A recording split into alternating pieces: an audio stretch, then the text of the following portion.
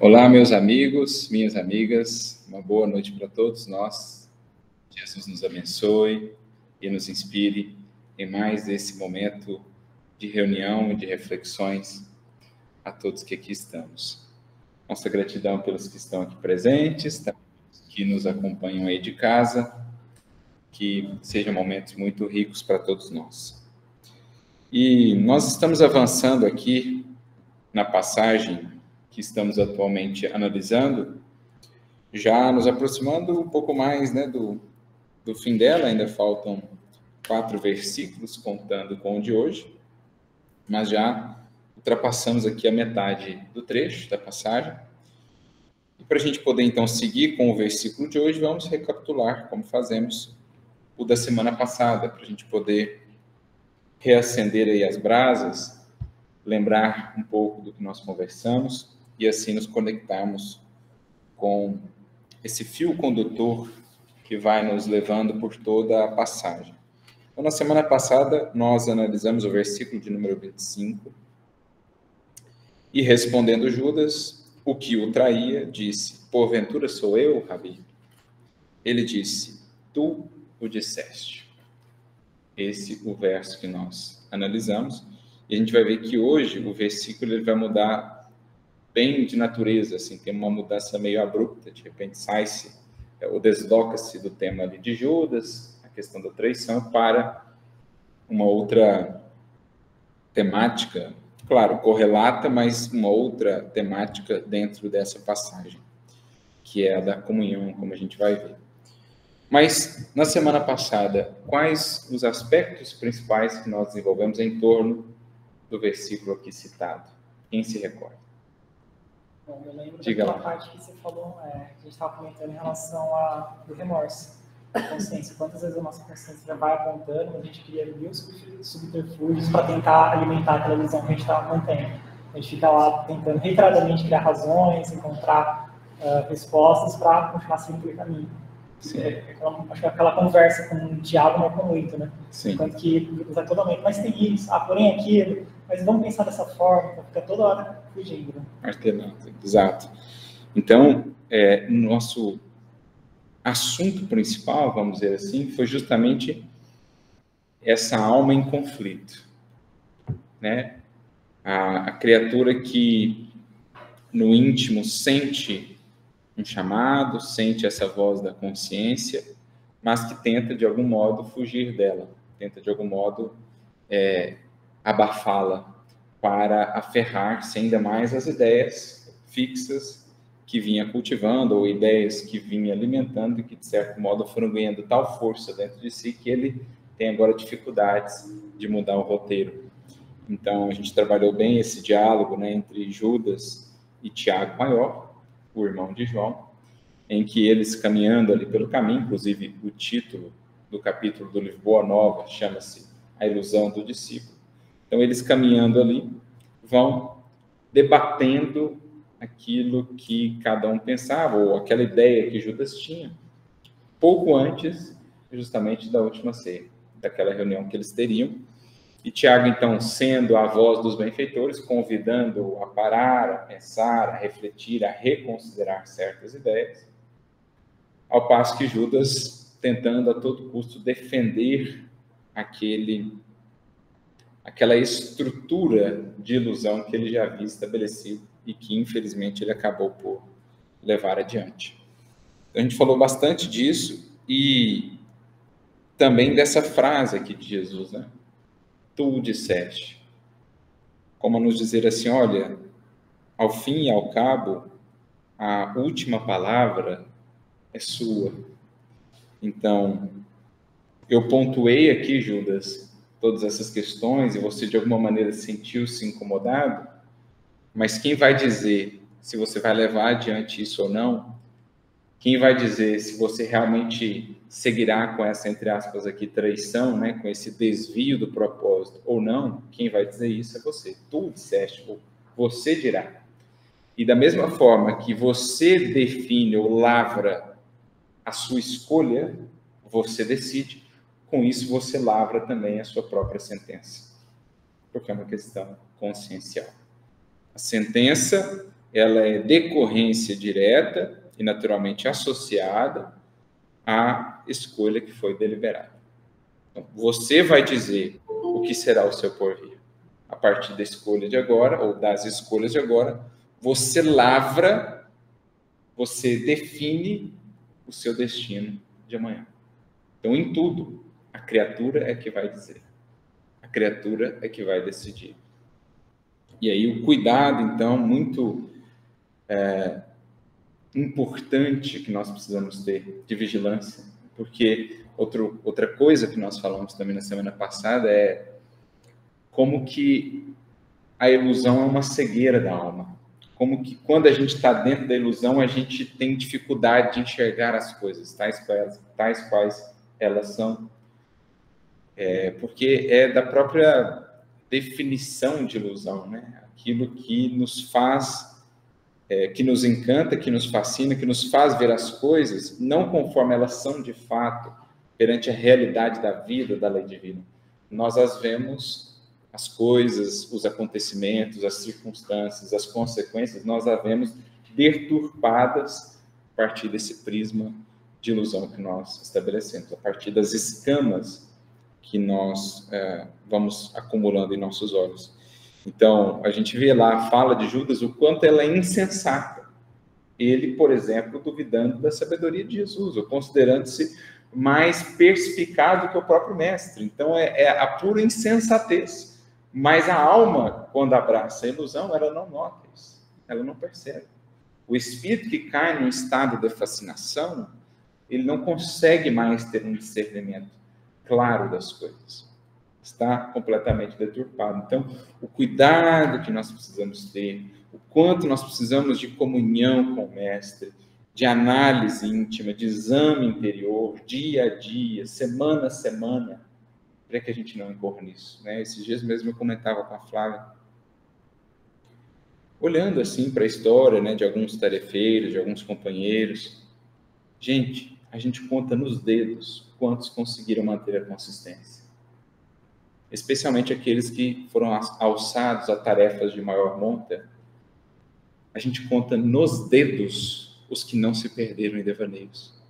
No âmbito da mediunidade, né, no nosso movimento espírita, a gente vê assim, corações e mais corações que começam bem, daqui a pouco estão completamente mergulhados em ilusões, em escolas próprias que querem abrir, em caminhos pessoais, e aí vão misturando interesse, etc, etc. Você vê, não tem mais nada ali daquela essência inicial. São muitos, assim. Aos tempos de Kardec mesmo. Saiu há algum tempo o livro lá, Espíritos sob Investigação, do pessoal lá de São Paulo, Carlos Sete, e ele investigando muitos dos médiuns que trabalharam com Kardec. Conseguiu identificá-los, quando nasceu, quando morreu, quem era, o que fazia, qual era a vida e tal. E a gente vê o tanto de médiuns que se desviaram depois, romperam com Kardec. Um deles, infelizmente, chegou até mesmo a se suicidar. Aquele que era o médium de Erasto.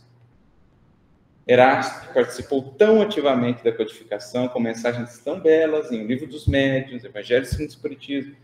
Aquele que era o médium por meio do qual Erasto se comunicava, mais tarde viria a romper com Kardec, infelizmente, culminar com suicídio.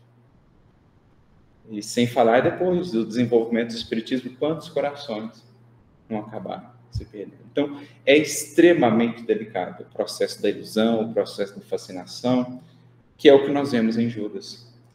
Por isso, a importância extremada, essencial, de vigilância, de autoanálise, de humildade, de serviço, enfim, que é o que vemos nas vidas que conseguiram manter consistência. Então, olha para uma vida como um Chico Xavier, que manteve a consistência de ponta a ponta. Você olha para a vida de um Eurípides Barçanufo, de um Adolfo Bezerra de Menezes, entre outros, né? Ivone do Amaral Pereira. Você vê ali aquele compromisso diário de autoconhecimento, de disciplina, de renúncia, que é a única maneira de nos garantirmos. Caso contrário, a ilusão, ela é sempre muito fascinante. Por isso até chama-se ilusão, porque toda ilusão é agradável, toda ilusão é envolvente, não for assim, não seria ilusão. Arthur, eu pensei um pouco durante a semana com relação a isso que tu disseste. Além disso que você falou, tem momentos da nossa vida que às vezes a gente quer resposta de quem está nos ajudando na espiritualidade. E eles deixam, na verdade, ainda a gente continuar descobrindo. Sim. A gente comentou isso aqui, acho que uns 2 estudos para trás, eu até citei o caso de um sacerdote, que eu vi há algum tempo, um testemunho de um sacerdote, que ele falava isso assim, as pessoas buscavam, querendo ali, a receita pronta, né? A resposta já elaborada e simplesmente passada às suas mãos. E ele então dizia, mas meu filho, minha filha, a resposta você tem que construir ela. Então, o quanto você está buscando estudar? O quanto você está buscando de comunhão com o alto, com meio de oração? O quanto você está buscando servir? Porque a resposta ela vai ser o fruto de todo esse empreendimento. A resposta não é algo que você vai na prateleira e pega a resposta. A resposta é algo que você recebe uma semente do alto. Então, a espiritualidade, Jesus, eles nos dão sementes. Não dá, está aqui, ó, a resposta é essa. Você vai fazer isso, aquilo. Não. Eles dão frases, eles dão princípios, eles apontam rumos e falam, agora você percorre, agora você rega essa sementinha, você vai ver que a resposta, daqui a pouco, ela se forma. Daqui a pouco, o que era semente vira um fruto. Porque senão é isso, eu terceirizo sempre as minhas decisões. Né? Foi o sacerdote que mandou eu fazer. Foi o atendente fraterno que mandou eu fazer. Foi o espírito na consulta que mandou eu fazer. E aí, na hora de colher as consequências, não, foi o fulano, né? Foi o ciclano. Isso não é maturidade. Isso não é processo evolutivo, de fato. Espiritualidade superior, eles dão ideias, sugestões, princípios, né? Nunca resposta pronta. Porque isso vale para a gente também quando está tentando ajudar. Ajudar alguma pessoa, exatamente. A gente vai conversando. É o verdadeiro processo educativo. Exato. Seguindo esse processo, você tem as decisões pessoais. Tem que levá-lo a ter essa consciência, né? Então é isso. Acho que os pontos principais que nós conversamos foram esses. E vamos para o versículo de hoje, então, que é o 26, em que está dito: E quando comiam, Jesus tomou o pão e, abençoando-o, o partiu e o deu aos discípulos e disse: Tomai, comei, isto é o meu corpo. Vou ler aqui a versão do Haroldo. Ele diz lá: Enquanto eles comiam, depois de tomar o pão e o abençoar, Jesus o partiu, deu aos discípulos e disse: Tomai, comei, isto é o meu corpo. Com esse o nosso versículo de hoje. Nós até já estudamos algo similar lá atrás, eu acho que quando nós estávamos analisando as passagens do Eu Sou, quando nós tratamos do Eu Sou o Pão da Vida, a gente conversou um pouco disso, inclusive fazendo uma conexão com a passagem da última ceia. Lá a gente trabalhou um pouco essa ideia do pão, depois do vinho, né? Que a gente vai ver no próximo versículo. Mas vamos aqui recapitular e tentar entender essa fala de Jesus no contexto da cena ali, do que havia acontecido, do que estava por acontecer, e a gente vai ver como que essas palavras do mestre, elas ganham vida e pertinência, digamos assim, para os nossos testemunhos pessoais. E alguém gostaria de começar, trazer um primeiro ponto? Eu, pelo menos, né, lá no que estava analisando, pensei aqui em 2 eixos centrais para o estudo de hoje. O primeiro, Jesus toma o pão, o abençoa e o oferta. Esse é um ponto. Depois ele diz: Tomai, comei, isto é o meu corpo. Então, temos essas 2 coisas. Uma é Jesus tomando o pão e outra é Jesus ofertando o pão, pedindo que os outros o tomem. Então, uma é o Cristo pegando esse pão e fazendo algo com ele para ofertá-lo. Outra é o convite para que os discípulos tomem esse pão e, naturalmente, façam algo dele, ou tenham algum entendimento a respeito dele. Então, vamos focar primeiro nessa parte. Jesus toma o pão, abençoa e parte. O que é o pão? Né? O que é esse pão? É o alimento para o corpo, no caso. Mas aí o pão ali é o alimento para o corpo, né? Mas seria o que é espiritualmente o que a gente precisa para alimentar a nossa alma, o alimento para a alma que Jesus está pegando e abençoando. Vamos pensar assim, num primeiro plano, por enquanto os discípulos ainda não estão na jogada. Depois Jesus vai ofertar o pão a eles, e aí eles vão ser convidados a tomar esse pão. Mas antes, Jesus ele toma o pão, abençoa e oferta. E aí o Marco já trouxe aqui, a primeira referência para nós é a questão do alimento.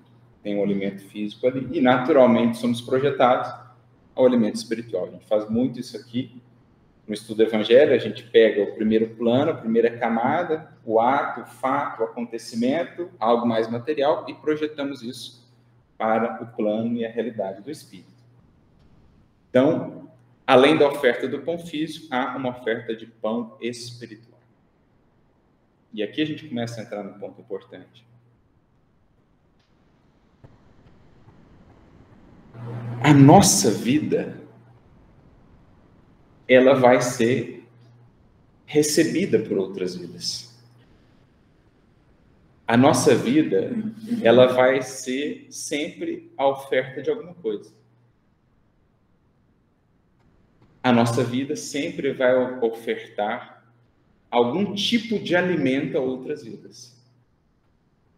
O que eu converso, o que eu vibro, o que eu sinto.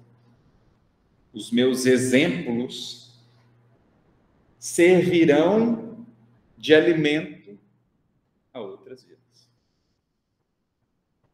Se quem é mais das antigas aí, se vocês se recordarem, quando a gente falou lá do pão da vida e fizemos essa vinculação com a última ceia, falando do pão e do vinho, a gente falou assim, olha, o pão tem um sentido mais concreto. Então, o que é o pão ali? Jesus, o pão da vida. São os atos, os exemplos de Jesus, é o que ele fez de mais concreto. Depois do vinho, a gente falava do espírito, das lições, das ideias. Eu acho que a comunhão que ele tinha com Deus, né? Ele passava... Transmitida por meio disso, dos atos, dos fatos. Diga. Desculpe. Tá, ok. Bom, aqui consta que ela já estaria aqui. A Priscila está participando. Acho que ela conseguiu entrar aqui. Então, o pão é o mais concreto. De modo que a gente vai ganhando ou vai desenvolvendo uma outra percepção da nossa vida e da responsabilidade quanto à nossa vida. A minha vida vai ofertar alimento a outras vidas. Uma coisa que eu fiquei pensando assim, em relação ao pão também, o símbolo assim, de simplicidade que ele tem. Porque é um alimento assim, quase que universal de todas as culturas, simples de fazer e que é natural assim, as pessoas terem ele à disposição.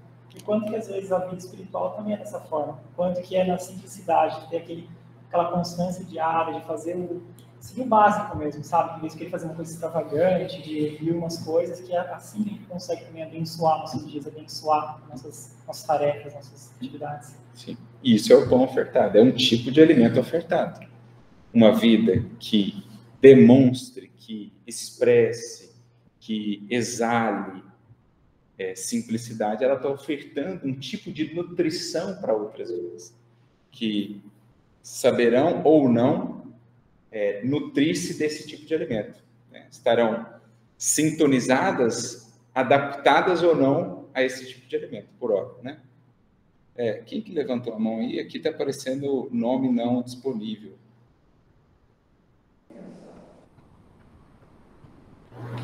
Alguém? Name not available? Bom, vamos seguir aqui então. Então veja, voltando aqui ao versículo, olha como ele soa diferente quando a gente pensa nesses termos. Bem, a minha vida agora, ela tem um novo, ela me traz um novo senso de responsabilidade, porque minha vida, ela será, digamos, analisada por outras vidas, ela será recebida por outras vidas. Então, essa vida minha agora não me diz respeito apenas a mim, a partir de agora. Ela diz respeito também à influência, ao tipo de influência que eu gero. O pão que eu estou sendo. O pão que eu estou sendo. Por isso a ideia do tomou o pão, abençoou e ofertou. Vamos traduzir isso. O espírito consciente toma a sua vida, abençoa a sua vida, isto é, faz dela o melhor para ofertá-la. Então, o espírito consciente não é alguém que brinca com a sua vida, que despreza a sua vida.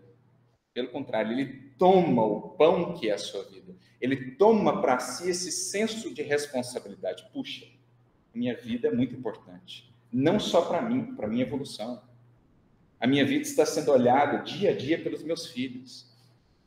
A minha vida está sendo olhada dia a dia por quem trabalha comigo. A minha vida está sendo olhada dia a dia, lá no supermercado, como eu trato o caixa, no trânsito, como eu trato aquele que me fechou ali, ou na rua, como eu trato aquele que é, em geral, invisibilizado. A minha vida, ela é importante, eu preciso tomar isso para mim. Isso é tomar o pão. É passar a ver a vida com esse senso de responsabilidade. Não como quem malbarata a vida. Ah, a vida é isso, vamos gozar. Vamos dissipar esse pão sem qualquer consciência, sem qualquer zelo. Não. Eu tomo o pão e abençoo o pão. Ou seja, eu preciso encher essa minha vida, esse pão que eu vou ofertar, de bênçãos. Eu preciso me embeber, eu preciso me saturar de presença divina, de valor moral, de luz, para que isso seja partido. Percebe? Então, o Cristo denota o Espírito que tem essa consciência elevada ao máximo. Cada ato, cada gesto de Jesus é o de um Espírito que toma o pão da sua vida, o abençoa ao máximo para ofertá-lo. Cada minuto preenchido de amor, cada minuto preenchido de verdade, cada gesto, cada ato preenchidos de misericórdia, de valor moral, de luz. Toma o pão, toma a responsabilidade quanto à sua vida, quanto ao seu agir, e abençoa-os para ofertar. Essa é a ideia que está aqui por detrás. Né? Para a gente ir trazendo aqui alguns elementos para amplificar a nossa reflexão, vamos primeiro ao livro Fonte Viva, capítulo 108, mensagem intitulada Um pouco de fermento, em que Emmanuel vai comentar a fala de Paulo, conhecida fala de Paulo, 1 Coríntios 5,6. Um pouco de fermento, ou não sabeis que um pouco de fermento leveda a massa toda? Então, sua vida é fermento, sua vida é esse pão que leva, que carrega consigo o fermento em outras vidas. Então, não sabeis o impacto que um simples gesto pode ter, uma simples diretiva, uma simples exemplificação no despertar de outros corações, né, na influência benéfica ou maléfica a outras vidas. E aqui nós não vamos ler toda a mensagem, só alguns trechinhos. Primeiro, Emmanuel começa já dizendo aquilo que Paulo também já havia dito na sua carta aos Romanos. Emmanuel diz: ninguém vive só. Paulo diria em Romanos: ninguém vive só para si mesmo. Ninguém vive para si. Para um espírito maduro, esquece essa ideia. A minha vida diz respeito só a mim e ninguém tem nada com isso. Esquece essa ideia. Se você já amadureceu um pouquinho, esquece essa ideia. Sua vida diz respeito não só a você. Pelo contrário, você é um centro de influência. Essa é a afirmação mais básica do egoísmo, né? Minha vida diz respeito só a mim, ninguém tem nada com isso. Essa é a bengala mor do egoísmo e de quem quer viver na ilusão, né? Mas esquece isso se você já despertou minimamente para o Evangelho. Você não vive só. Sua vida é um centro de influência. O pão vai ser repartido, a questão é a natureza do pão. Entende? Essa fala de Jesus, eu sou o pão da vida, ele concretiza os alimentos que estão nesse pão que a pessoa tem que... Exatamente. Ele é o pão referência, digamos assim, o tipo de alimento que nós precisamos aprender a ofertar. E aí, o Emmanuel também falando isso, né, que a nossa conduta é um livro aberto, que a nossa alma é sempre um núcleo de influência para os demais, que os nossos atos possuem uma linguagem positiva e tal e tal. E aí, mais à frente ou mais para o final, ele já diz assim, ó, acautela-te, pois, com o alimento invisível que forneces às vidas que te rodeiam. Acautela-te, pois, com o alimento invisível que forneces às vidas que te rodeiam. Esse é o pão que precisa tomar, abençoar para ofertar. Porque ele disse um pouco antes, ó, não dispomos de recursos para analisar a extensão de nossa influência, mas podemos examinar a qualidade essencial. Eu não posso saber a extensão, eu não consigo saber a extensão, mas eu consigo saber a qualidade. E isso é o mais fundamental. Só comprou o pão na padaria e não sabe quem vai comer, mas sabe que se o pão vai estar bom. Que o pão está saudável, está garantido, foi feito com qualidade, foi feito dentro de todos os preceitos, né, de higiene. E é isso. Assim também é a nossa vida. Até mentalmente, né? Sim, fundamentalmente, mentalmente. Porque antes das palavras mesmo, você já está envolvendo, né? No pensamento de vida, no sugestão, ela fala, a criação mental está sendo constantemente dissipada e tocando. Né? Um dos temas principais do pensamento de vida é esse, né? Principalmente o capítulo 8, o capítulo 9, né? Associação, sugestão, diz respeito a esse alimento invisível que nós ofertamos às vidas que nos cercam. Então, muito cuidado, acautelemo-nos, pois, com a natureza desse alimento. Agora, um outro pequeno parágrafo no livro Palavras de Vida Eterna, capítulo 123, chamado No Pão Espiritual.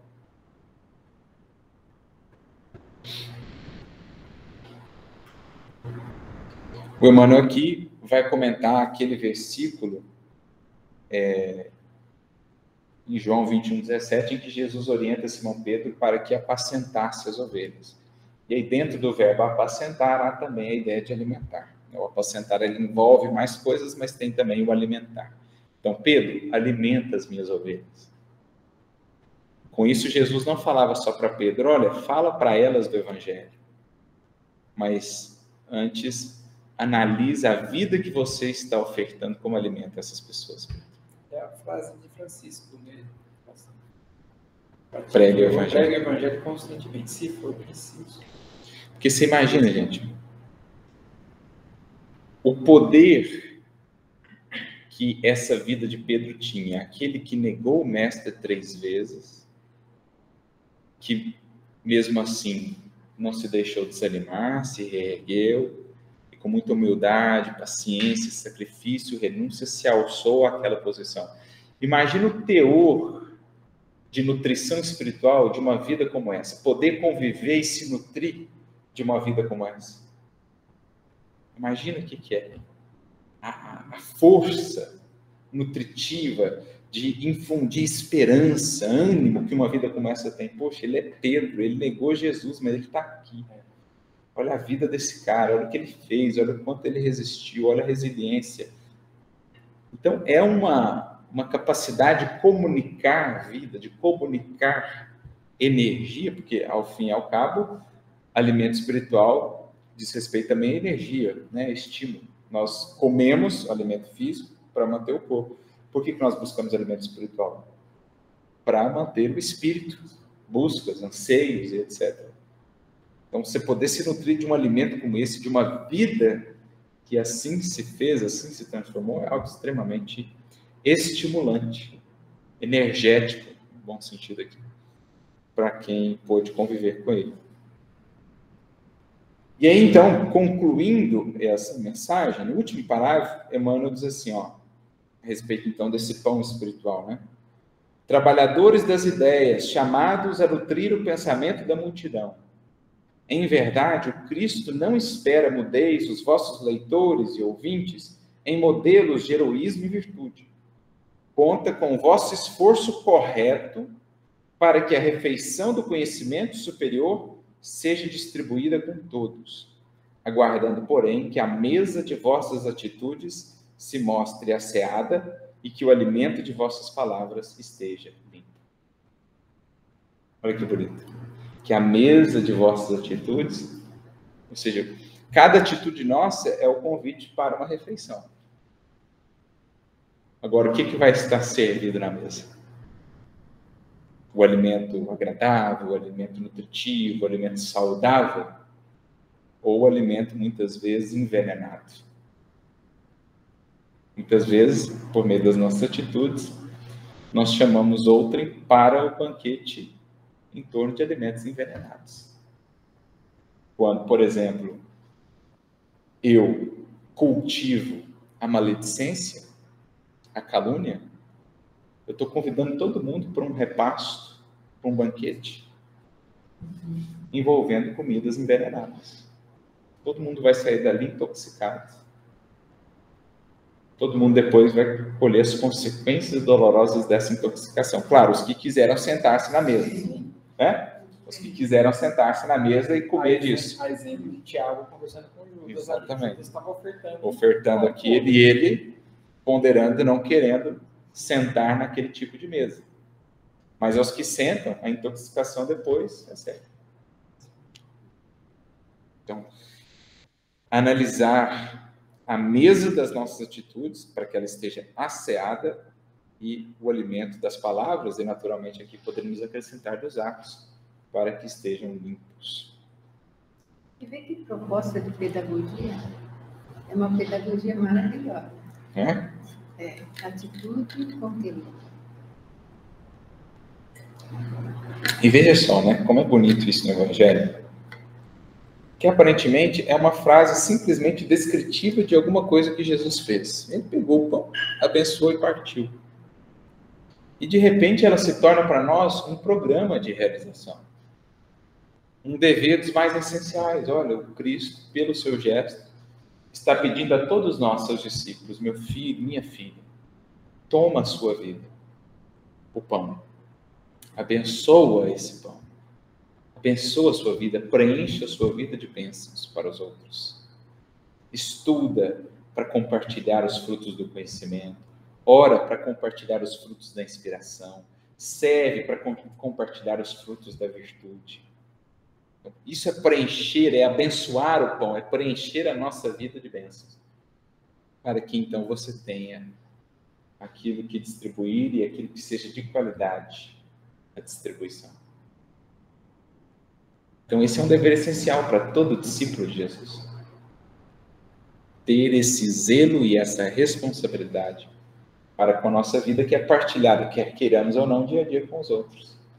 Disso não escaparemos, da distribuição da vida, da oferta. Agora, a natureza do alimento, isso nos cabe. Isso está ao nosso alcance e é dever.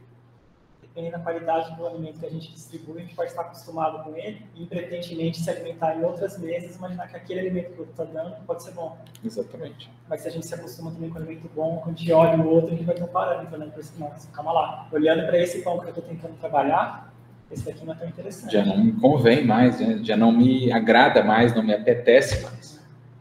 Porque, claro, há uma adaptação de nutrição. A gente vai até falar isso na segunda parte do estudo de hoje. A princípio, o pão do Cristo não nos é muito agradável em alguns aspectos. Mas isso é uma adaptação de paladar, porque nós estamos acostumados com o pão colorado de outrora, que nós achamos o suprassumo do alimento, o pão do vício, né? Das emoções deterioradas. Aqui para nós era assim um alimento, uma ambrosia. E aí você vai comer do alimento do Cristo, você fala, nossa, que coisa amarga, né? Isso aqui, negócio de sacrifício, de renúncia. Esse pão aqui não está muito gostoso, não. Né? Parece aqueles... A Flávia deve estar aí. De vez em quando for comer uns pão diferentes lá, que aparecem lá em casa, né? Aqueles pão assim, integral, aqueles trem amargo assim. Fala, oh, esse aqui não está dando muito não ainda, né? A Flávia gosta, eu já não gosto. Mas é o processo de adaptação do paladar. João diz lá no Apocalipse, o anjo aparece com um livrinho, né? Para comer o livrinho. aí come o livrinho. Só que lá é o oposto, né? Se não me falha a memória. Lá é o oposto. Ele é saboroso a princípio e amargo depois, né? Porque o evangelho muitas vezes é assim. A superficialidade do evangelho, é só encantamento. Nossa, Jesus é maravilhoso, né? E a pessoa chora, se emociona e tal. Daqui a pouco ela começa a digerir num sentido mais profundo e ver o quão desafiador é de fato aquela proposta. Aí ela fala, nossa, de repente ficou amargo o negócio. O evangelho parecia tão docinho, tão bonitinho a princípio, de repente o negócio virou suor, virou lágrima, virou luta. Também essa é a realidade do evangelho. Né? Mas também é aí que a gente revela o quanto está aprendendo. Isso. Mesmo que seja difícil, é um bem que está fazendo o seu organismo, para você como pessoa. É o boldo, né? E depois fica bom. Depois que a gente adapta, a gente não quer mais saber do pão antigo. Já não faz mais sentido, não nutre mais. O mais saboroso que ele parecia antes, agora não tem sabor algum. Porque o pão do Cristo agora é o único, de fato, que a gente sente pode nos saciar. Então, esse é o pilar aqui, o eixo primeiro que nós gostaríamos de trabalhar no estudo de hoje. O zelo, o senso de responsabilidade para com a nossa vida, convertendo-a nesse alimento abençoado, nesse alimento nutritivo para outras vidas. Para isso, separamos aqui também mais uma mensagem, agora essa nós vamos ler inteira. Está no livro Correio Fraterno,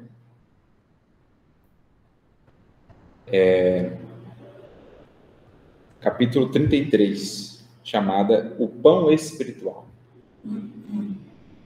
Porque lembremos, gente, Jesus é o pão da vida, mas nós somos convidados a ser, ao menos, migalhas desse pão.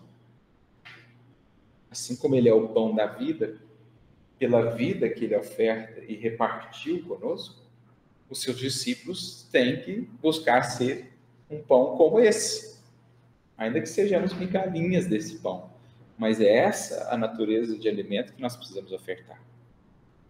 E é, de certo modo, o que o André Luiz vai dizer aqui nessa mensagem, falando do pão espiritual que nós precisamos desenvolver, fazer da nossa vida para depois termos o que ofertar. Então ele diz assim, o pão espiritual, amassado em luz invisível.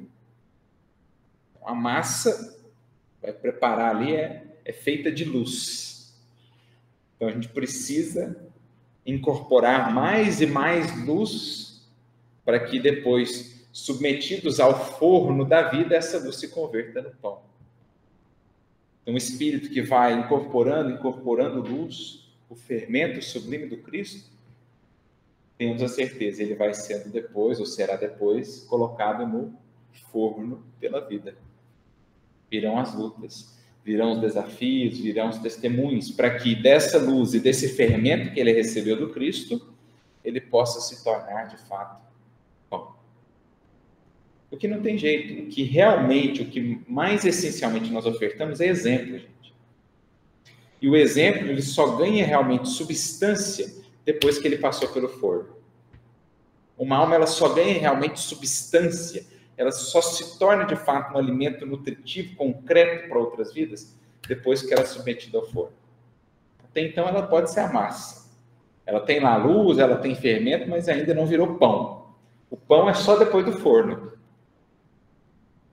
Ninguém come a massa lá antes do forno, crua. É intragável ainda, né? Então a gente precisa do forno, porque é o forno que converte a luz que nós recebemos de conhecimento, o fermento que nós recebemos de inspiração, é o forno, isto é, as lutas da vida que convertem aquilo em pão. Porque então você tem experiência real para ofertar. A eloquência, a verdade naquilo que você oferta. Eu não falo de alegria só teoricamente, eu falo de alegria como quem está aprendendo a duras penas a manter a alegria nos dias sombrios. Esse virou pão. Da massa virou pão. Porque o forno da vida fez o seu trabalho. Então o André ele começa dizendo, olha, beleza, vai amassando aí a luz, vai recolhendo a luz, mas espere o forno para converter a luz em pão.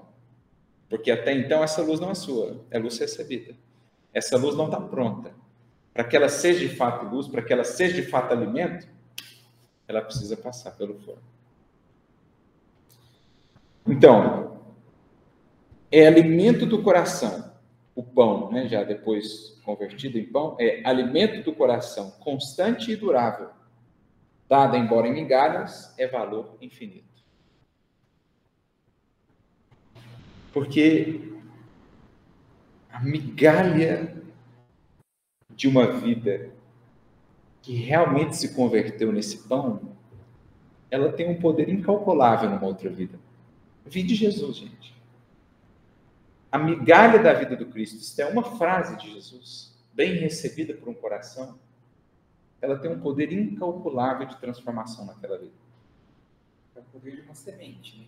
O mesmo poder de uma semente. O mesmo poder de uma semente. Como Emmanuel diz, né? A semente é a sacerdotisa do Criador e da vida, que responde ao cêntuplo por um. Assim também uma migalha de luz verdadeira, de uma vida convertida em luz, nesse pão, ela tem um potencial transformador incalculável em outra vida. Então é um exemplo, é um gesto de amor de um espírito que transforma para sempre a trajetória de um outro. É uma frase dita no momento propício, com verdade, com profundeza de alma, a outro espírito que transforma para sempre aquela vida. Porque é esse tipo de pão. É alimento real. É vida que recebeu luz, passou pelo forno, converteu em exemplo, em testemunho, e agora tem que ofertar de fato. Semente de sabedoria, tornar-se-á celeiro farto. Minuto de esclarecimento, rasga horizontes eternos. Então, quantos minutos de convivência Públio Lentulus teve com o Cristo? Quanto isso repercutiu na sua vida? Séculos afora. Quantos minutos de convivência Públio Lentulus teve com Paulo de Tarso? Eles se encontraram, não é? Brevemente, um encontro breve na Via Ápia, logo após o desencarne de Lívia. Então, Emmanuel, Públio Lentulus, na época, coração rasgado de dor. Aí as injunções da vida, né? Os cavalos disparam, sabe-se lá, agitados por quê ou por quem. Os cavalos disparam, um cristão entra na frente e consegue acalmar os cavalos. Públio Lentulus sai para ver o que está acontecendo, vê um grupinho ali reunido em torno de uma figura, de um homem. Ele fica impressionado com aquele homem. Vai conversar para agradecer lá ao cristão, e esse homem era Paulo de Tarso. E eles conversam por breves minutos, e diz depois Emmanuel: suas palavras calaram para sempre no meu coração. Nasci ali uma das amizades que mais frutos nos ofertou em termos de compreensão do Evangelho. Porque dali por diante, após a sua desencarnação, Emmanuel seria adotado por Paulo de Tarso, que o amparou em todas as suas reencarnações depois e que certamente conduziu o seu trabalho de esclarecimento do Evangelho nestas terras, por causa daquele encontro, daquelas poucas palavras que Paulo falou para ele, que o marcaram indelevelmente. Então, é isso aqui, ó. Minuto de esclarecimento que rasga horizontes eternos. Verbo silencioso criará mundos novos. Então, uma vida que às vezes fala sem palavras e que abre um mundo novo de esperança dentro de uma alma que caminhava sem esperança. Um olhar amoroso, um gesto de carinho que só ergue uma alma e a coloca num novo mundo interno de esperança, com ânimo, do qual ela estava apartada. Toque de fé salvará muitas vidas. Bênção de amor renovará o estímulo apagado. Gota de consolação amenizará muitas dores. Aqui eu me lembro, né, de uma frase do André, que eu acho muito bonita. Ele diz assim: não te esqueças que você faz parte da farmácia do próximo.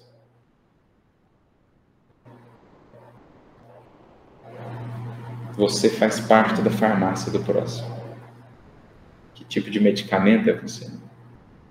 Bálsamo, consolo, o calmante que você é junto a outras vidas. Então, sua vida pode ser uma gota de consolação, amenizando muitas dores. Esse filme que eu assisti hoje, uma das frases que marcam sempre fala assim: seja fonte, não dreno. Exatamente, manancial. Que eu acho que até o próximo aqui, ó. A água da vida fecundará campos mortos. Seja um manancial por onde passa. Como diz Emmanuel em outro texto, vive de tal modo que mais tarde, ao se lembrarem de ti, o façam como quem agradece a passagem da luz e abençoa a presença da fonte. Viva de tal maneira que depois as pessoas, ao se lembrarem de você, se lembrem com a gratidão de como quem recorda de uma luz que passou por suas vidas e de uma fonte que vivificou as suas vidas. Isso é verdadeiro. Sim. Dom divino sustenta milhares de criaturas. Réstia de esperança erguerá desesperados. Pétala da paz elimina incêndios da discórdia. Raio de luz descerra caminhos ocultos. Dádiva de compreensão extingue as sombras da ignorância e do ódio. Abençoadas sejam as mãos que cooperam à mesa imperceptível de Deus. A sua vida é uma mesa imperceptível de Deus? A sua vida é um banquete posto junto à presença divina? Muito bonito pensarmos nesses termos, né? Lembramos daquela frase de Jesus: e quando deres um banquete, não convide só os seus amigos e familiares, convide também os pobres e os estropiados. E a gente pensa só no banquete lá que vai fazer no domingo, né? Se você recebeu o Evangelho, você é convidado a cada passo, a cada gesto, colocar um banquete junto aos estropiados e aos pobres do caminho, não só fisicamente falando. Um monte de gente estropiada caminhando aí, aparentemente bem vestida, bem posta, mas estropiada por dentro, no vício, no desânimo, no desespero. Quanta gente pecada, quanta gente bem aparatada, mas que caminha num estado de pobreza interior, lamentável, lastimável. Faça do seu contato com essa pessoa o convite para um banquete. Olha a mesa de Deus, meu filho, olha que beleza na vida. Olha aqui, como um pouco de alegria, como um pouco de esperança, como um pouco de amor, como um pouco de bom ânimo aqui. Fique à vontade no banquete. Essas são as vidas transformadoras. Isso era o Chico Xavier. A pessoa chegava ali faminta, de repente viu o banquete. Sabe quem está caminhando no deserto? Fome, sede avassaladoras, de repente acha um oásis e uma mesa posta nesse oásis. É o que as pessoas sentiam no contato com uma vida como essa.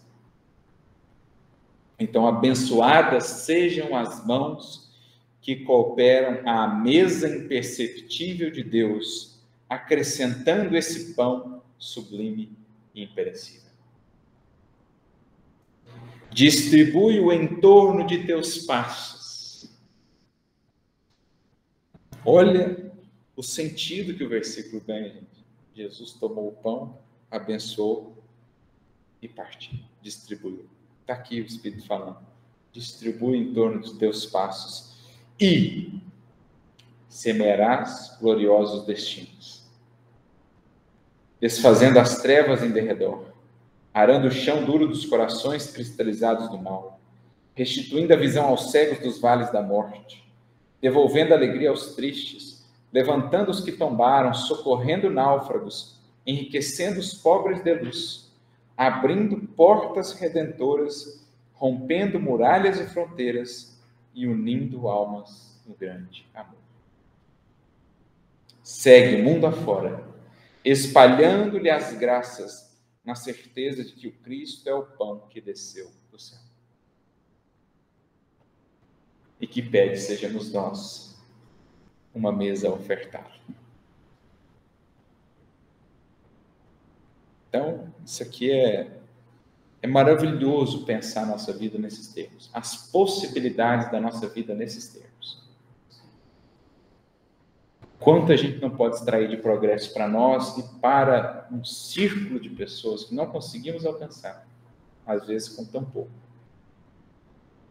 Em termos de recursos do mundo, mas que se convertem muito quando há compromisso com Cristo.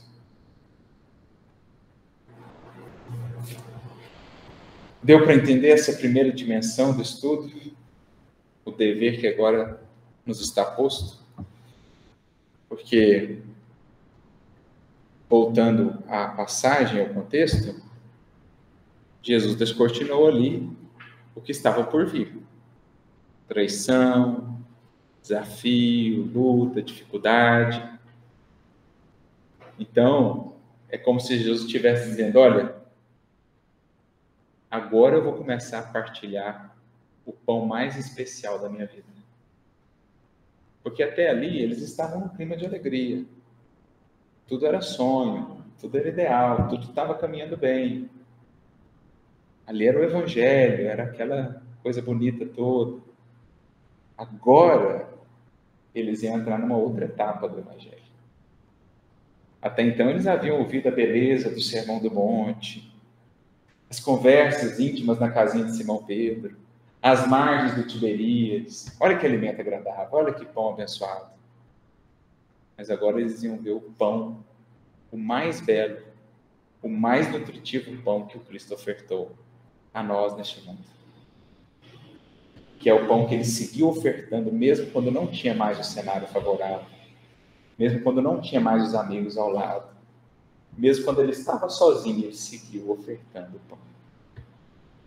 Esse é o pão, o mais valioso pão que ele ofertou. Uma coisa é ofertar o pão quando há compreensão, quando há estímulo, quando há suporte, quando o cenário é favorável. Outra coisa é seguir sendo uma vida que oferta o pão da fidelidade, da confiança, da esperança, quando tudo isso não existe mais. Então Jesus está falando, agora eu vou ofertar o meu pão mais especial.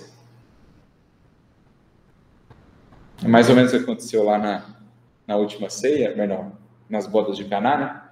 Jesus transforma a água em vinho, o pessoal lá da festa fala, nossa, mas vocês fizeram o contrário, né? Vocês deixaram o melhor vinho para o final, geralmente o povo queima o vinho logo no início ali, o bom vinho deixa só o vinho ruim para o final. Ali eles fizeram o inverso. Cristo deixa o melhor para o final.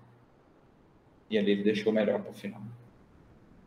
O que de mais valioso ele tinha a ofertar para a humanidade, ele deixou para o final. E aí a gente entra, então, na outra dimensão. Né? Primeiro, a consciência que eu preciso tomar o pão que é a minha vida, abençoá-lo para poder partir. Agora, eu preciso também aprender a tomar o pão que Jesus ofertou. Isto é, eu preciso repensar os alimentos que eu tenho buscado. Eu também não vou conseguir abençoar a minha vida e fazer um pão melhor se eu seguir buscando o mesmo tipo de pão, o mesmo tipo de alimento de outrora. Então eu preciso aprender a me adaptar, a me acostumar a degustar o sabor do pão que Jesus tem a ofertar, que é muito diferente do alimento vicioso, ilusório que o mundo oferta. Porque ele vai dizer, tomai e comei, isto é o meu corpo. Então, o corpo da minha doutrina, o conjunto mais valioso, concreto, substancial, de que vocês precisam aprender a se nutrir, é isso que vai vir agora. Então, atentem para o que vai vir agora. Ele não está falando tomar e comer só do pão que ele estava partindo ali. Ele está falando, tomar e comer do que está por vir. Diga, você falou uma coisa? Não, eu ia falar que isso acabou se tornando, né, uma repetição desse ato, né, através dos tempos, e aí não atendo à importância do que é realmente tomar o corpo do Cristo. Exatamente. Porque essa fala aqui, ela esteve muito associada ao desenvolvimento do sacramento, né, da Eucaristia e tudo mais. Só que aqui nós falamos de uma comunhão espiritual, né? Ou seja, como é que eu trago mais Cristo para a minha vida? O que faz parte do meu corpo? O que forma o meu corpo? Aquilo de que eu me nutro, não?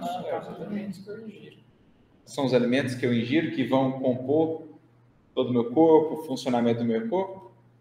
Espiritualmente, então, mesma coisa. Se eu quero mais Cristo em mim incorporado, eu preciso me nutrir mais de Cristo. É isso que ele está falando, no fundo. Como é que eu estabeleço mais comunhão com Ele? Nutrindo-me mais dele. E aí, claro que isso não vai se resumir a um ato exterior, a um ato ritualístico. Isso diz respeito à comunhão espiritual. Então, eu preciso aprender a me nutrir do alimento que Ele oferta. Isto é, trazer até as minhas entranhas o que é o exemplo do Cristo, para que então a minha vida possa refletir essa comunhão. Isso passa inicialmente, portanto, por uma adaptação de um processo nutritivo, espiritualmente falando, né? Então, vamos pensar aqui fisicamente, mudar a dieta é difícil. Adaptar a dieta é difícil. E ser fiel a isso, a esse compromisso. Não é fácil, às vezes 1 dia, 2 dias, já quero voltar atrás. Agora pensa a dieta do espírito. Porque da mesma forma que há nutrição física, há nutrição espiritual. Da mesma forma que há vícios e desequilíbrios de nutrição física, também os há e mais graves na nutrição espiritual. Então, para isso, vamos aqui a uma mensagem que está no livro Vinha de Luz, prefácio. O Emmanuel vai comentar um pouco sobre isso. Também aí fica como outra mensagem subsidiária para o estudo depois, para quem quiser, o Pão Nosso 134, chamada a mensagem Nutrição Espiritual, quando Emmanuel começa justamente dizendo, olha, há vícios de nutrições da alma, tanto quanto há vícios de nutrição ou de alimentação do corpo. Mas nós vamos ficar aqui no Vinha de Luz, no prefácio. Vamos ler aqui um trecho dele. O Emmanuel, ele diz assim, meu amigo, no vasto caminho da Terra, cada criatura procura o alimento espiritual que lhe corresponde à posição evolutiva. Então, como a gente falou, existem espíritos para os quais o pão do Cristo é intragável. Se chegar para determinados espíritos e falar assim, o sacrifício é o que nutre a alma, a renúncia é o que alimenta o espírito. O cara falou, o quê?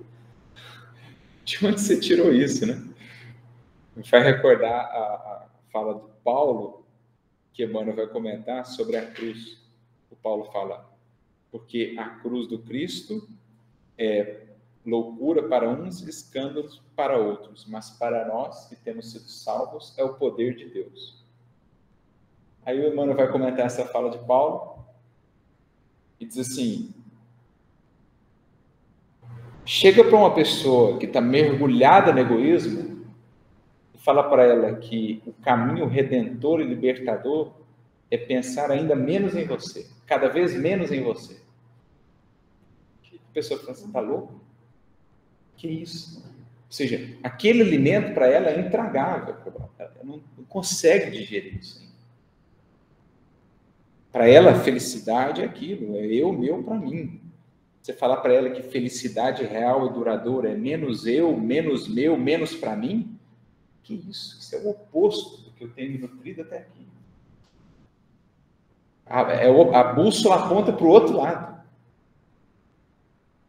Então, para muitos corações, o alimento do Cristo ainda é intragável. Nós estamos buscando adaptar o nosso paladar espiritual a ele. Então, Emmanuel traz alguns exemplos. A própria natureza nos ensina isso. A abelha suga a flor. O abutre reclama despojos. Então, a abelha, o beija-flor vão buscar o néctar. O abutre vai buscar cadáveres. Para ver a variabilidade da nutrição. Agora, transpõe isso para o espírito, para o reino do espírito. O homem busca emoções, mas ainda mesmo no terreno das emoções, cada espírito exige tipos especiais. Porque existem emoções cadáveres, como no caso do abutre. E existem emoções néctar, como no caso do beija-flor, ou pólen, lá no caso da abelhinha. Aquela mensagem Meninos Espirituais, ele faz a comparação com a relação da maturidade mesmo, né, do espírito.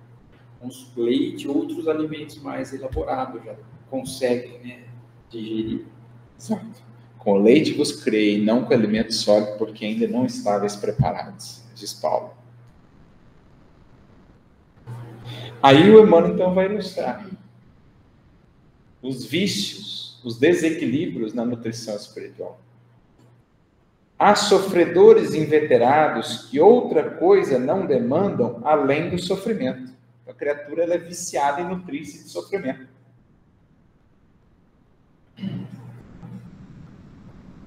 Então, ela gosta de ficar vendo sofrimento nas notícias, nas redes sociais, ficar incorporando aquilo. Uma coisa é ver o sofrimento para se compadecer, fazer uma oração. Outra coisa é se nutrir daquilo, ficar vendo aquilo. Ficar alimentando aqueles programas que passam, né? Que vivem disso. Ali o banquete é esse. Quer sofrimento, quer se alimentar de dramas humanos, de dores, de contradições. Está aqui. E tem a mancheiras. Pessimistas que se enclausuram em nuvens negras. Não tem gente que vai abrir lá o portal de notícias. Deixa eu ver quais as notícias ruins de hoje. Pula as boas. Eu quero as ruins. E aí faz ali o registro. Para contar no trabalho hoje. Ainda passa esse ponto. Entendeu? Ele pega, vou comprar o pão de manhã, né? Vai lá, abre o Facebook, lá abre o portal de notícias. Deixa eu ver aqui. Selecionar lá, igual na padaria. Vamos ver qual tipo de pão tem aqui. Pega só pão bolorado. Esse aqui que eu vou levar hoje para casa. Esse aqui que eu vou ofertar na mesa do almoço em família. É isso aqui que eu vou ofertar lá no café com os companheiros do trabalho. Ele fez a seleção só do pessimismo. Atendendo a propósito deliberado, ou seja, é deliberado, ele deliberadamente procura o que vai alimentar o pessimismo. Durante séculos. Não é nem nunca, séculos que o cara está nessa. Suprem a mente de torturas contínuas e não pretendem construir senão a piedade alheia sobre a qual se comprazem.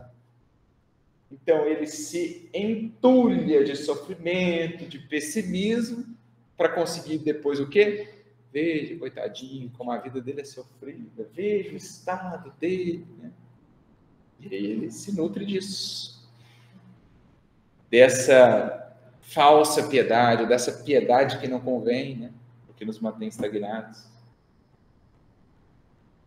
Temos os ironistas e caçadores de gargalhadas que apenas solicitam motivos para o sarcasmo de que se alimentam. Gente, isso aqui... Entra na rede social e vê depois lá uma notícia que seja dolorosa, assim. Uma criatura que se perdeu, cometeu um ato equivocado e tal. Certeza absoluta, você vai encontrar alguém nos comentários fazendo piada, Sim. Ironizando, fazendo sarcasmo. Porque a pessoa ela se nutre disso. Às vezes o indivíduo lá da notícia cometeu um equívoco, mas é algo que deveria despertar em nós compaixão pela imaturidade, pelo excesso, pelo desequilíbrio que a pessoa se entregou, mas não, eu vou fazer piadas, eu vou ironizar, eu vou ser sarcástico. menosprezando a dor dele, às vezes, de familiares dele. Então você vai encontrar pessoas que vão fazer ironia de tudo, dos assuntos mais sérios, mais respeitáveis, a pessoa vai fazer sarcasmo.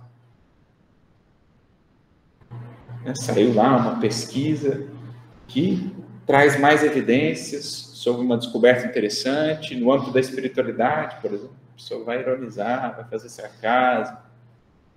Ah, balela, isso, nem leu, nem sabe o que está falando.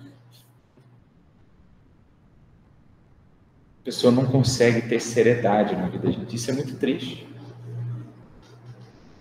Parece que a pessoa é descolada, despojada, mas é triste, a pessoa não consegue ter seriedade na vida. E com isso ela não consegue alcançar nada que é sério. Desenvolver nada que seja sério.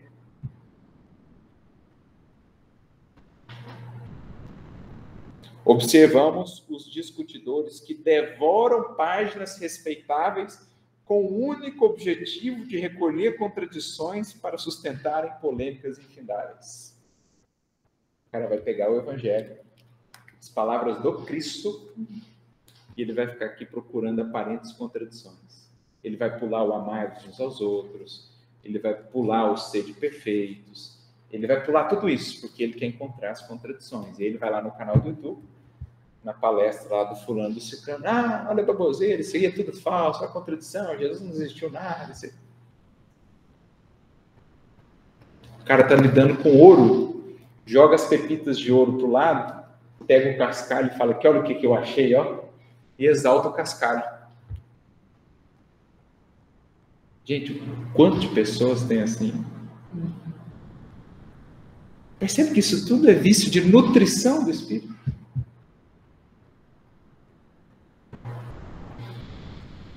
Reparamos os temperamentos enfermiços que sorvem tóxicos intelectuais através de livros menos dignos, com a incompreensível alegria de quem traga envenenado licor. Então, tudo que é leitura rasteira, baixa, tal, o indivíduo vai sorvendo aquilo.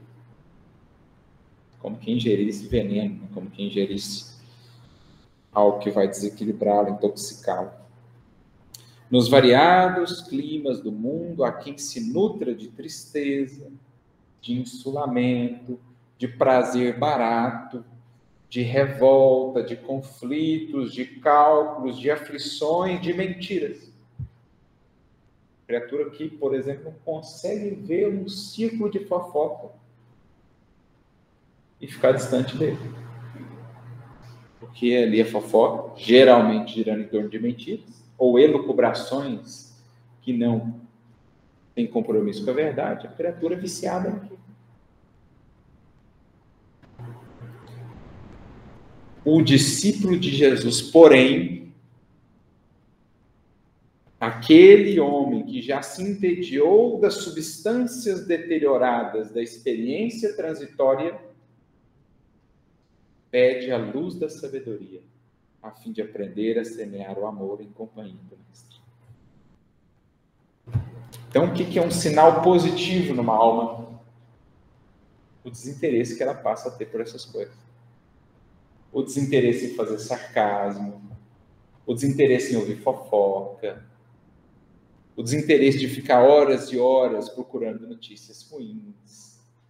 Isso é sinal de que essa alma está mudando a sua dieta, cansando desse tipo de alimento deteriorado. Lembra do livro Libertação, que a mãe de Gregório fala? Vai se dirigir a Google, eu estou sentindo que ele vai mudar, eu estou percebendo um tédio nele. Entediando-se do mal. Entediando-se do mal. Passou séculos ali e começou, nossa, mas eu acho que será que o mal vai ganhar mesmo? Será que isso que eu estou fazendo é isso mesmo? Será que isso vai durar toda a eternidade? Começa a questionar. Ou seja, aquilo de que ele se nutria já não estava sendo suficiente para mantê-lo, para estimular. Faltava energia. Aquilo já não mais o satisfazia. E aí ele começa a sentir o tédio. Aí ele começa a sentir a necessidade de buscar outros tipos de alimento, por mais que ele resistisse. Então, o discípulo do Cristo, você vai reconhecer ele pela natureza daquele que ele busca. Como já dizia um sábio lá do pretérito, Queres conhecer um homem? Analisa aquilo que ele busca.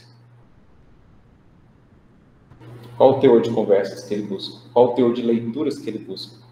Qual o teor de metas que ele busca? Isso é o destino dele, isso é o futuro dele. Queres conhecer alguém? Analisa o que ele busca. Então, o discípulo de Jesus vai sendo conhecido por isso. Pelo tipo de buscas, ou por aquilo de que ele busca se nutrir. Eis o processo em que estamos inseridos, não é? Mas até ele chegar nesse ponto, está cansado, esses outros ainda, eles têm prazer realmente naquilo, ou eles encontram naquilo algo que aparentemente colocam ele em situação de atraiam a atenção, ele consegue... Senão por que eles estariam ali? Essa é uma pergunta a nos fazermos. Por que a gente segue comendo desse pão? Por quê? E se a gente descobrir que a gente não tem resposta para isso?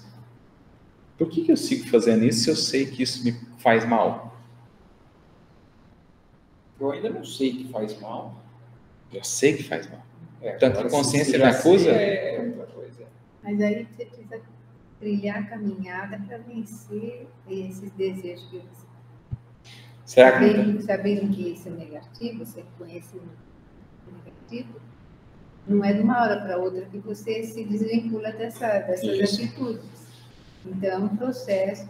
Aliás, esse processo todo que você falou dos ensinamentos do Cristo, em relação aos discípulos, em relação a nós também, é um processo educativo maravilhoso.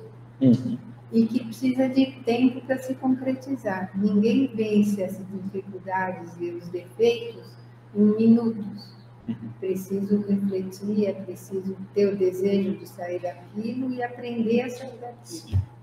A questão do processo do tempo, ninguém nega, né, que existe. A questão é que às vezes a gente multiplica esse tempo demais. Então, será que não está faltando experimentar mais do pão do Cristo? Para me acostumar com ele, perder de fato qualquer apreço pelo antigo pão? Mas será que não está também... faltando mais busca de comunhão? Então, mas aí também é uma descoberta que ele faz no processo de aprendizagem. Exato. Quando vê que o que está fazendo não está dando certo, não está satisfatório, começa a vislumbrar outros caminhos e conquistar esses novos caminhos. Isso. O processo é inegável. A questão é agilizá-lo, otimizá-lo. É para isso que estudamos, é para isso que nos reunimos.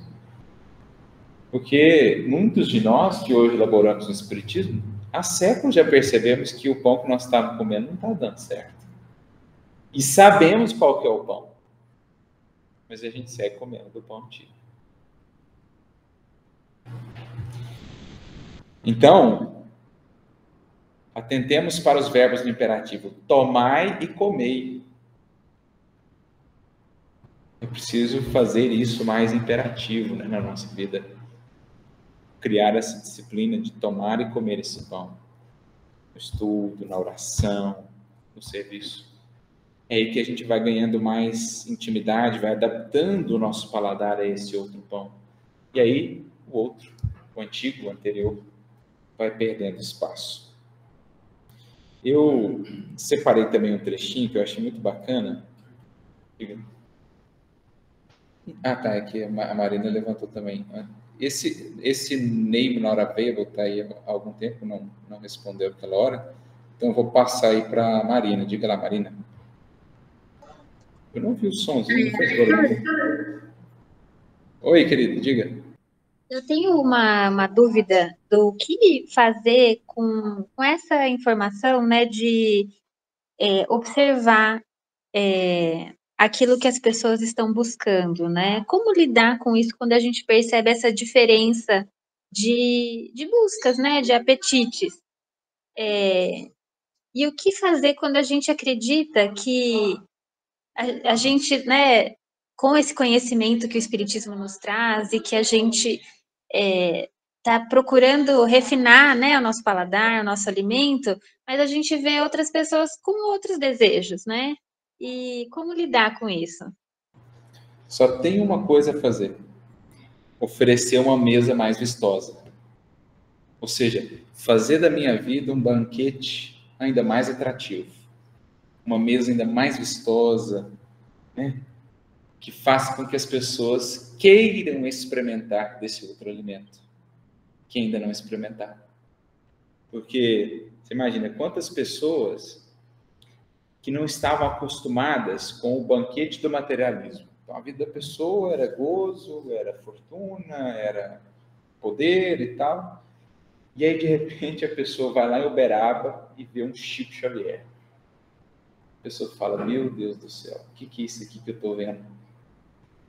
Que mesa é essa? Que vida é essa? Que coisa é essa? O que tem nessa vida? E ela se permite experimentar daquele pão. Quantas pessoas não deram depois o testemunho de que assim foi? Ou o apóstolo Paulo da vida? A criatura tinha uma vida voltada para outros tipos de elementos. De repente passa aquele homem lá, aquele banquete, aquele pão que a pessoa nunca viu. Mas ela fica tão mexida com aquilo, tão tocada por aquilo, ela fala assim, como é que pode? O cara tomou 39 chibatadas e está agradecendo ainda assim aquele Jesus que ele fala. O cara foi preso injustamente e não foi perseguir aqueles que o prenderam injustamente. O cara tomou pedrada, o cara não tem recurso nenhum, nada do que eu considero ser a fonte da felicidade, e ainda assim, toda vez que eu vou falar com o cara, o olho dele brilha, alguma coisa irradia dele me envolve. O que é essa vida? A pessoa fala, eu preciso experimentar, me dá um pedaço desse pão aí. Vai e come. Pronto, começou. Aí é o processo, mas ela já experimentou. E quem experimentou não esquece mais. Então é isso. Nós só temos uma coisa a fazer. Oferta um banquete cada vez mais atraente. Que a sua vida seja um banquete inegável. Não é inegável que eu queria usar a palavra. É irrecusável. Pô, irrecusável. Não, eu preciso experimentar desse pão. Eu preciso saber o que está na base dessa vida. Eu preciso saber como é que esse cara enfermo, esse cara desempregado, esse cara caluniado, como é que esse cara está falando de alegria. Igual eu estava falando ontem na palestra, eu estava fazendo, lembrando aquele caso do Jerônimo Mendonça. Procure lá no YouTube depois, palestra Alegria de Viver.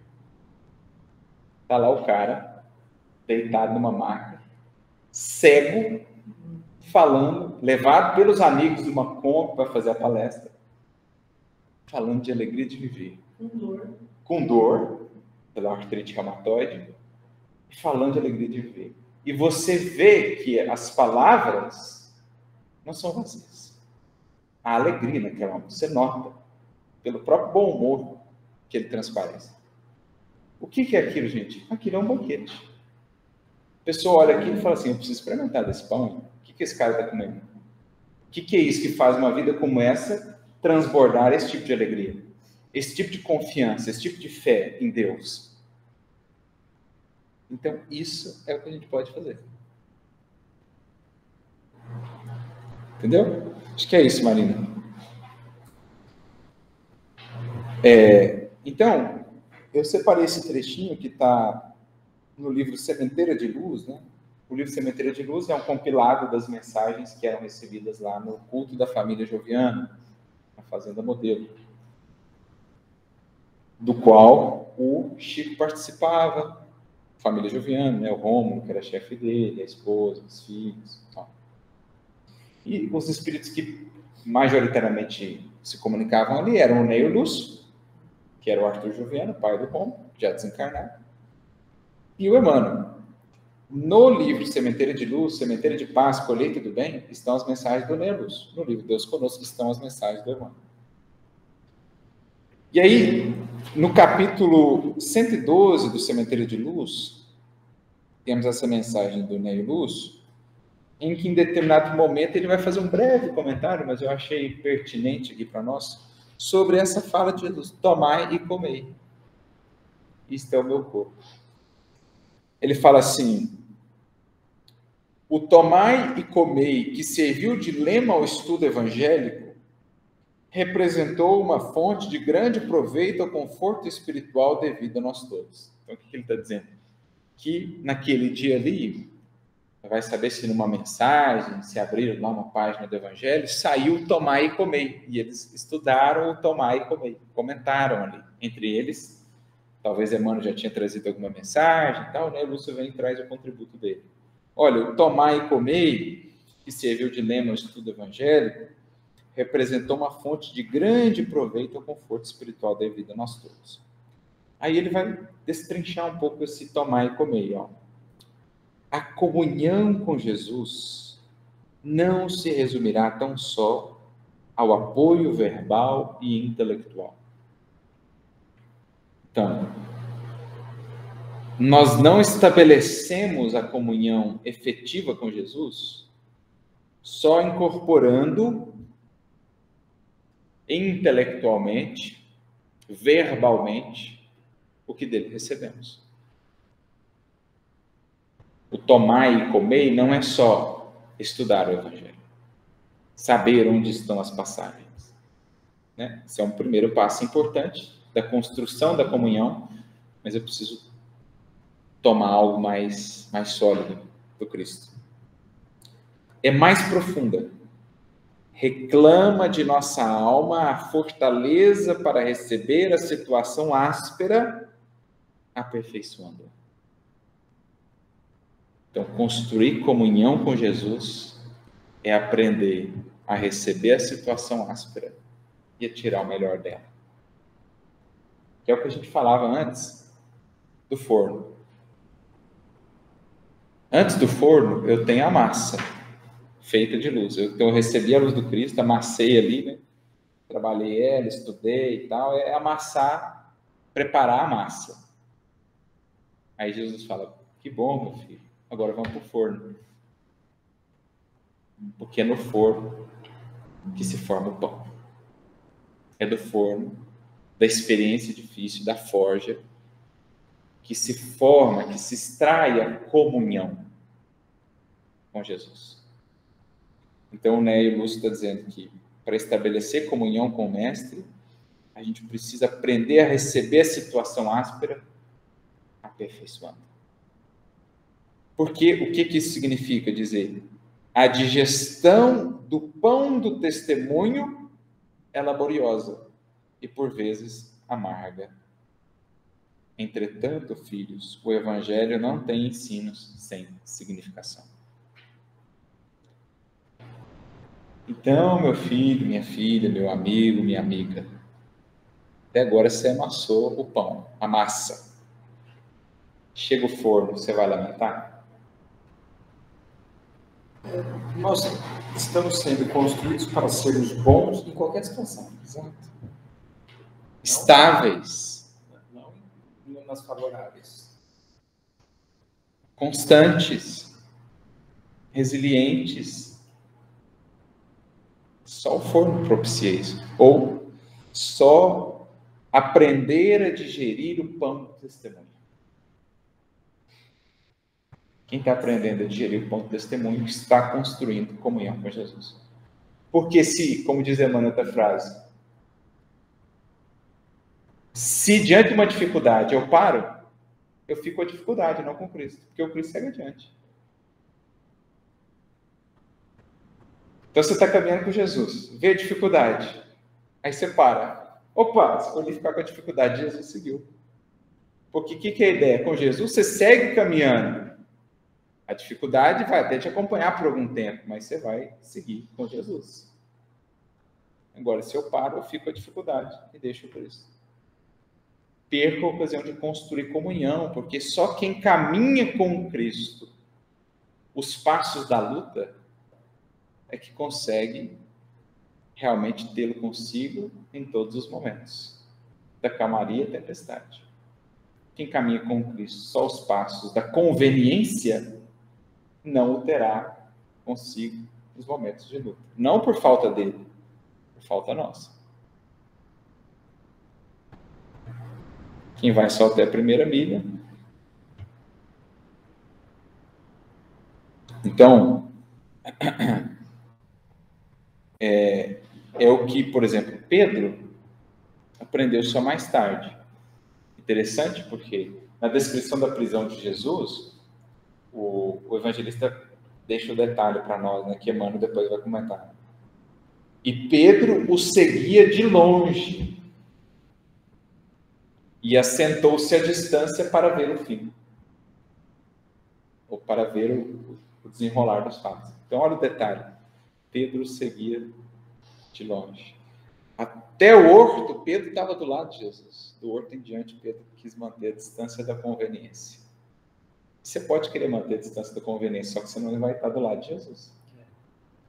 Se na dificuldade você quer manter a distância, você não vai estar com Jesus. Você vai privar-se da comunhão mais estreita com Ele. Então, Pedro não se dispôs naquele momento a digerir o pão do testemunho. Mais tarde ele faria, com gosto. Até a última migalha. Mas até aquele momento ele não se dispôs. E aí, faltando comunhão, fraquejou.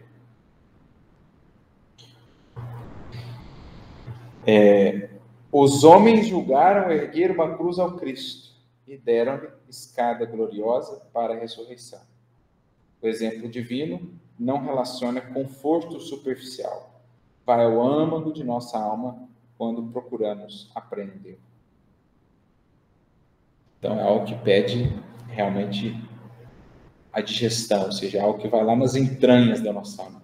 Eu preciso acolher e levar ao fundo do meu ser o que a experiência difícil está me trazendo, porque só assim eu consigo incorporar mais do Cristo em mim. Então, tomai e comei aplica-se para nós, sobretudo, nos dias árduos, quando a luta nos visite, a solidão, a incompreensão, a tentativa de recomeço que lida com a incompreensão, os dias tumultuosos de tentação.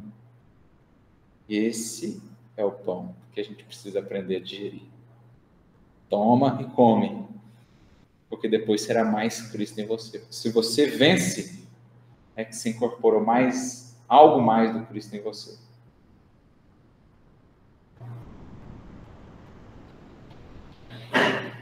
Beleza aqui? Alguma dúvida, algum acréscimo? Então fica para nós essas duas dimensões, né? Primeiro, toma o pão que é a tua vida, abençoa e oferte. Tenha zelo, tenha cuidado com a vida que você constrói, com o alimento que você oferta. Isso é um dever de nossa parte. Se já estamos despertos para a caminhada com Jesus. Então, faça da tua vida um convite, um banquete cada vez mais irrecusável. De modo que as vidas voltadas ainda para outro tipo de buscas ou alimentos possam querer ao menos provar desse outro tipo de pão. E por outro lado, toma também o pão que chega amargo, o pão do testemunho. Aprende a digerir. É nesse pão que estará, na maioria das vezes, o alimento mais substancial e nutritivo de que nós carecemos. Luta, diria um outro espírito, é pão do espírito. Saibamos, pois, valorizar. Porque é ali que a gente constrói mais intimidade. É ali que a gente incorpora, de fato, mais do Cristo em nós, em nosso modo de ser. Então é isso, ficamos por aqui hoje. Agradecendo mais uma vez a todos aqui pelas contribuições, àqueles que nos acompanharam, e rogando a Jesus que nos abençoe, que nos inspire, que nos ajude a multiplicar esse pão. Se Deus nos permitir, na semana que vem estamos juntos mais uma vez. Até lá.